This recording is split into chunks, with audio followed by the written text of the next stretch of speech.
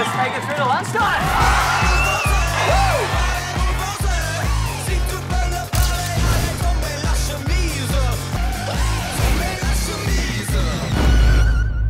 You've got like a lump sort of thing. I'm afraid it's a bit of bad news today, Jonah. What? Jonah's got cancer. We have to permanently remove the left testicle. It's gonna be fine. What? Just gotta take out the ball.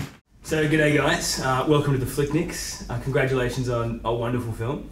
Cheers, thank you. Yes, very good to see a Sydney rom-com come out on a commercial release. So Yeah. congrats with that. So, what was the inspiration for the film? What Well, made you write it? It was based on an incident that happened to me when I was still. I just glanced at your testicle. Yeah, he's going to tell me about that. Yes, like the lead character, I did find a lump, which thankfully for me was completely fine. It was nothing to worry about. I got the all clear, but there was sort of about 48 hours from the first visit to a GP to when it was officially confirmed, and I just had a bit of a spin out and found myself staying up late Googling, which is the worst thing that you can do if you've got any kind of health issue. And I just became paranoid about my fertility being under threat.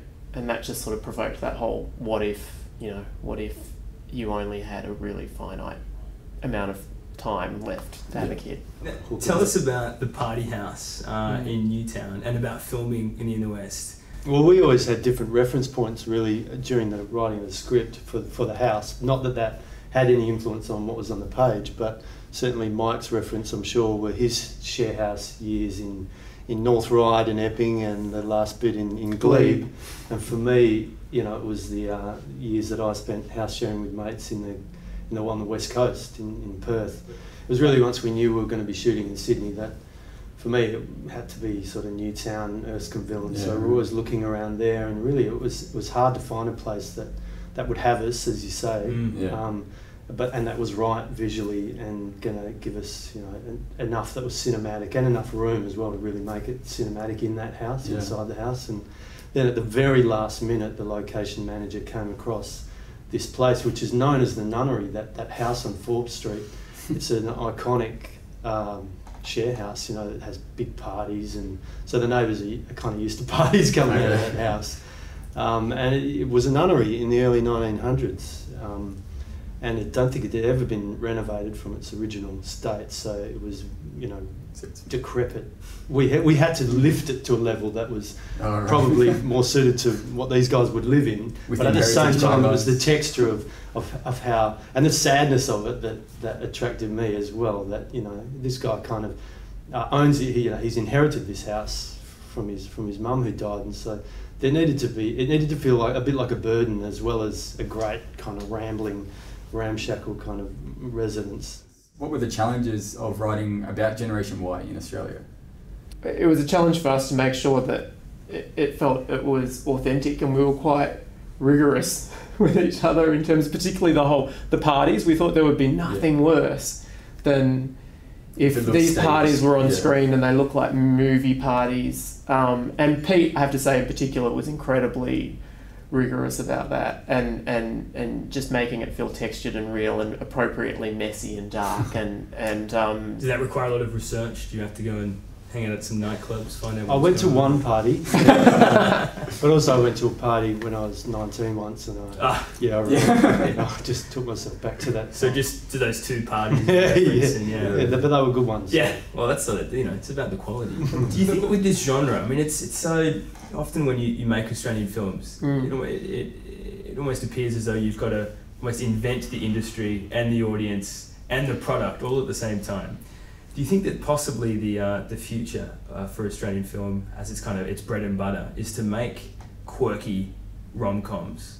Oh, look, I don't think so, no. I mean, I think the best thing is to just go with your instinct as to what you want to see moment by moment. I mean, look, personally, for me, I never really thought of it as a rom-com. I thought of it more as a coming-of-age comedy, but certainly with love as the main value and currency that rises up at the end of the film, for sure.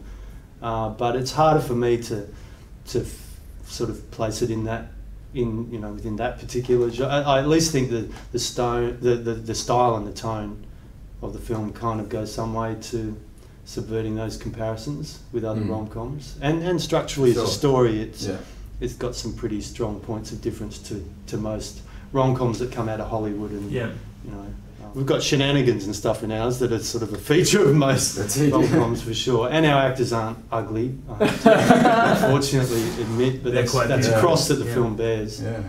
Well, on that point, where did you find Sarah Snook? She was amazing. Yeah, brilliant.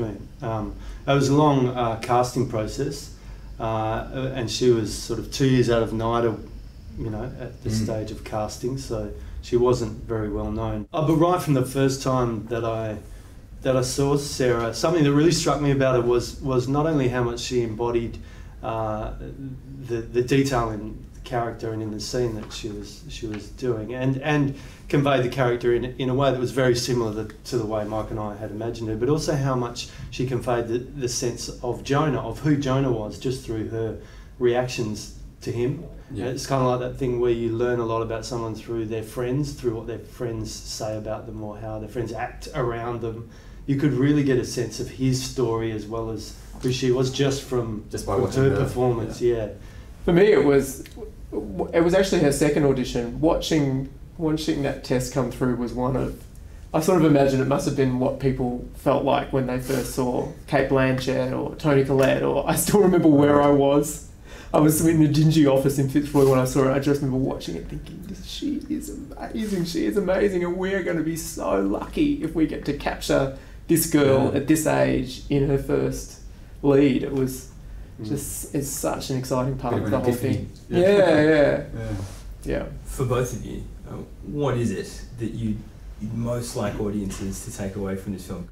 I'd like people to get a real sense of Sydney, of house sharing, the essence of those years in the inner west. It's an important character in the film for sure. And I guess just the notion that the bonds that form from those good times in shared spaces are really important. Those surrogate families, and that's kind of the most important thing in life, is the people that you have around you and the relationship you have. Not so much ideals for what you want your life to be. I always try to write with a lot of affection for the characters and the quirks of their relationships, and I really hope that comes through, and that people just feel like they were really involved with the characters for the running time of the film. Wow. Well, thank you both. Thank you, guys. Yeah.